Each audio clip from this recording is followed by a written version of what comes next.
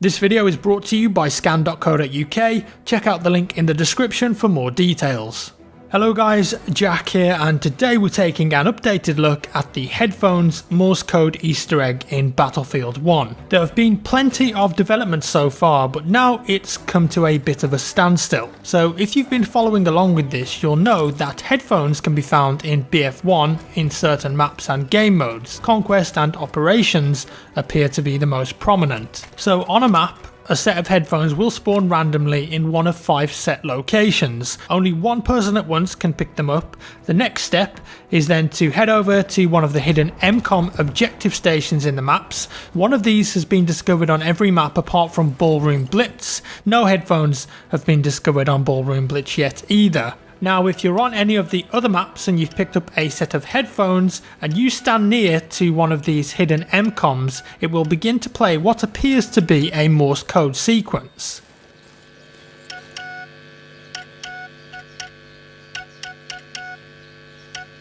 Obviously Morse code was very prominent in World War I, and I believe that these type of machines were used to send Morse code, so it's a logical assumption to make that this is Morse code. And this is where it gets interesting. Members of the Discord Easter egg community have been working hard and attempting to decode these messages. Some of the code is pretty easy to understand and they're getting lots of letters and numbers, but a lot of it is unintelligible and sequences that don't make sense or correlate to a letter or number, and there's also these weird trills that can be heard from time to time, making it difficult to narrow down exactly what the sequence is and the timings of it.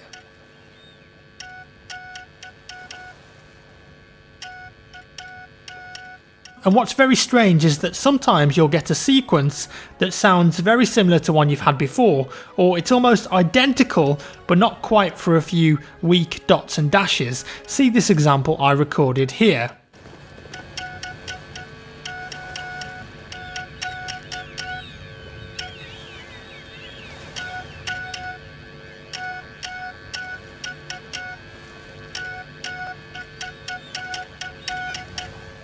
It's almost the same, but not exactly, with differing faint and strong dots and dashes.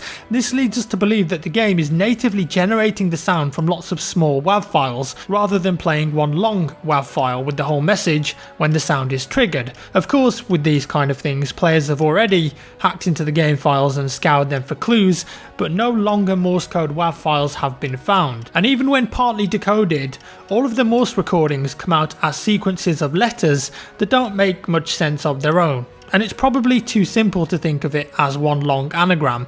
Instead, it could be a case of finding the correct order for the message when they're all 100% correctly translated, and then using a cipher key to pull out a message. However, the most commonly used ciphers require a key to decrypt them.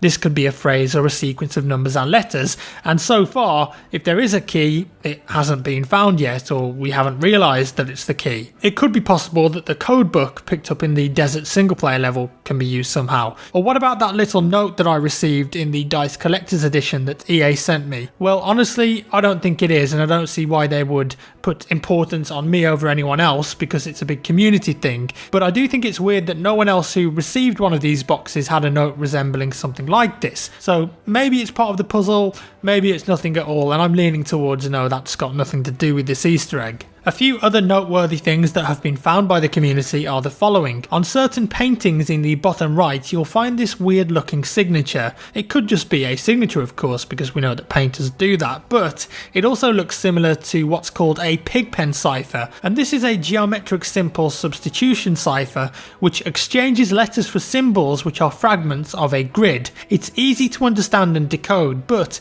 if this is relevant and not just a signature, then this is only part of it. So it could be that more pigpen diagrams are hidden around each level in the game. Decode that and maybe we could use it as a key for the Morse string, providing it's in the correct order, which we have no way of knowing right now. And why no MCOM or headphones on Ballroom Blitz? It could be that they just haven't been found yet, but I know for a fact that some of these guys have spent hours looking around this map.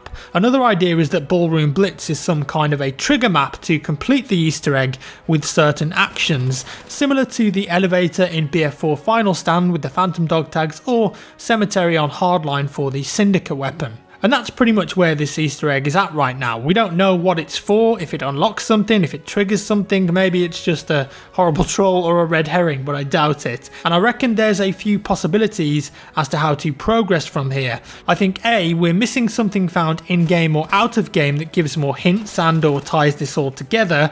There's lots of ways to look at this, and maybe the right solution just hasn't been found yet. Maybe it's not Morse code at all and there's a different path. B, obviously this is a very elaborate Easter egg that DICE have implemented, and they're probably playing the long game here. They don't want to blow their load too quickly, and I think it's entirely plausible that in the new free map that's coming out in December called Giant Shadow, there's going to be loads of hints and clues in there to find. Also, it might be that we have to wait till next year for the first DLC drop, because if you remember correctly, the Phantom stuff actually started with the first proper DLC, which was China Rising.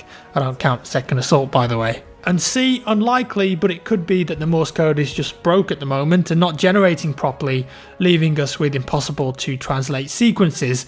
Could be a possibility, you never know. So if you want to get involved with the hunt or keep up to date with everything, the best way is to check out the Easter egg wiki website over at bfee.co, and I've linked that down in the description below as well. If you've got any thoughts or ideas, feel free to share them. I hope you enjoyed the video, guys. If you did, give me a thumbs up. If you didn't, a thumbs down. Thanks for watching, and I'll see you in the next one.